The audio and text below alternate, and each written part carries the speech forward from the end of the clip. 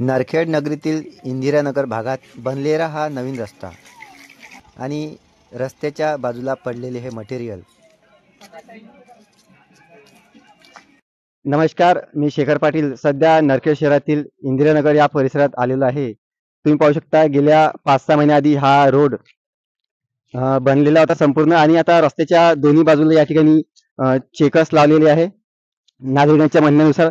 मात्र त्यानंतरही या नागरिकांच्या येथील समस्या काय आहे ती आपण जाणून घेऊया. काय म्हणतात तेथील नागरिक?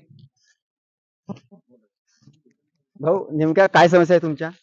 आमचे काही नाही आहे. हे फक्त जे आता स्वच्छता अभियान राबवलं आहे नगर परिषदने, हम्म. हे स्वच्छता अभियान होय काय आहे फक्त हा प्रश्न विचारायचा आहे. शिवसाहेबांनी येऊन सेनेनी थोडस आता इंदिरानगरमध्ये येऊन सेनेनी चौकशी करावी.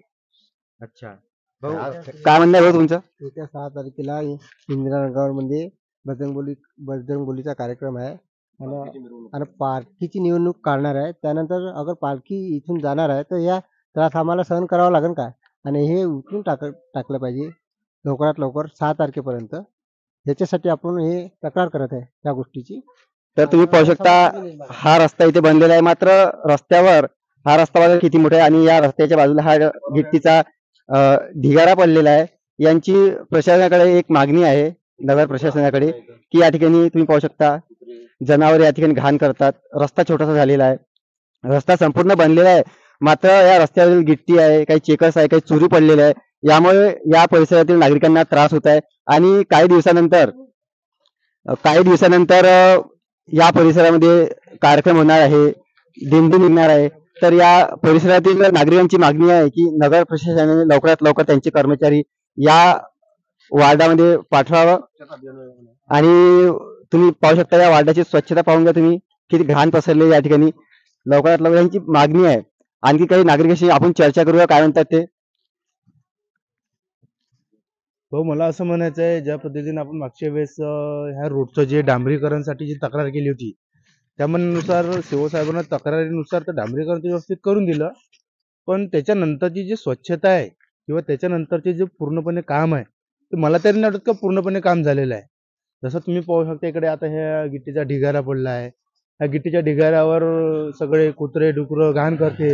इकडे बाजूने पाहू शकता तुम्ही कंपाऊंड वॉलच्या कोण्या पद्धतीनं घाण आहे. आणि आता बस येणाऱ्या काही 20-25 दिवसानंतर इथे आमच्या घरकुली वसाहतमध्ये बालविवाह हनुमान मंडळ आहे, त्यांच्या वतीने दत्त पौर्णिमेच्या नंतर रथयात्रेनंतर लगेच दुसऱ्या दिवशी पालखीची मिरवणूक, महाराजांचं कीर्तन, काल्याचं कीर्तन, त्यानंतर महाप्रसादाचा कार्यक्रम जवळपास भरपूर वेळपर्यंत कार्यक्रम चालते. ह्याच रोडनं आपली पालखीची मिरवणूक निघते.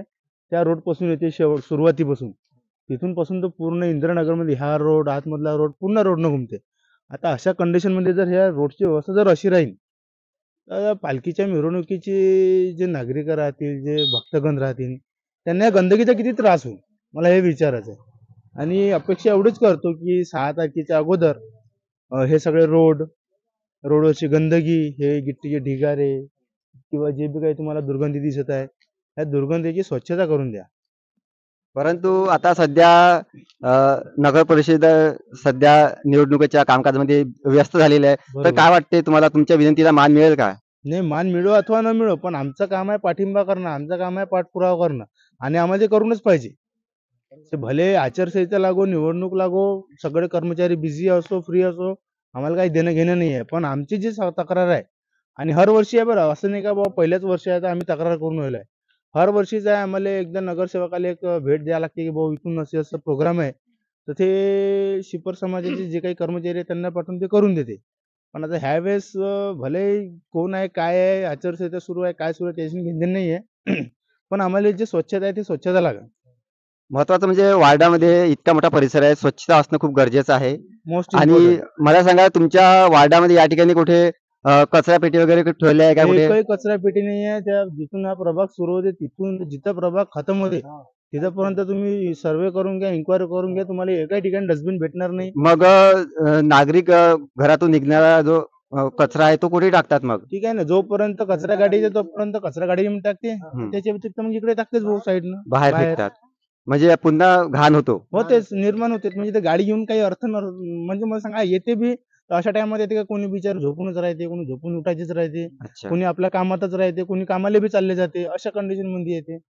एक डाव येते सकाळी, आता बाकी ठिकाणी पाहतो आम्ही डबल डबल राऊंड घुमते, पण इथे एकच डाव येते सकाळी, डबल दिसत बी नाही ते गाडी. बरं थांबत बी नाही, इथं वाजली काय 50-100 मीटरवर जाऊन थांबते डायरेक्ट. मग हे लोक काय त्याच्या मागं धावून का कचऱ्याच्या मागं कचरा घेऊ थांबाले खाली ना. आता बरं हे लोक थोडेसे कचरा गाडीवाले बी थोडीशी बोलण्याची त्याची पद्धत वेगळीच आहे. आता मला सांगा, इथं कोणी प्रत्येकी घरी सुशिक्षित राहीन असंच काही हे नाहीये. काही ठिकाणी अशिक्षित बी राहते. पण त्याचा जो ओला कचरा सुका कचऱ्याची तुम्ही जी स्कीम राबवली, मोहीम राबवली, तो ओला कचरा सुका कचरा तुम्हाला कॉपरेट करून त्या वेगवेगळा करावा लागेल.